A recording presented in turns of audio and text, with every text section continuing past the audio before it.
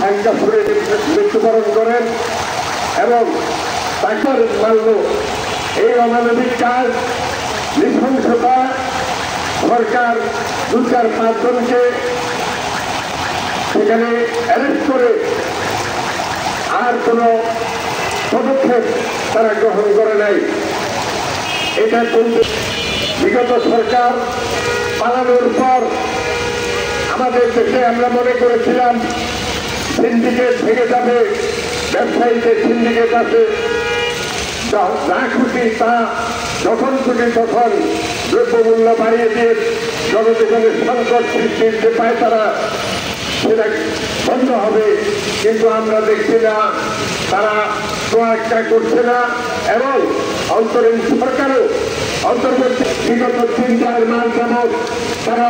ধরে নিয়ে যাচ্ছে এবং মুক্তিপণ আদায় করছে। তারা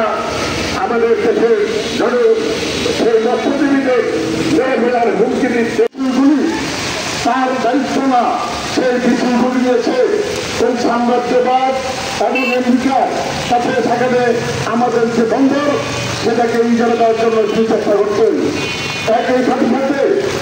নির্বাচনকে কার্যকর করার জন্য ঐক্যমতের কমিশনের সাথে বিভিন্ন কাজ তারা করছে, বিভিন্ন রাজনৈতিক দল বিভিন্নভাবে সেখানে রয়েছে দেশীয় সঞ্চালিত এবং বিদেশি পরিচালিত চক্রান্ত নির্বাচন বাঞ্ছন করার জন্য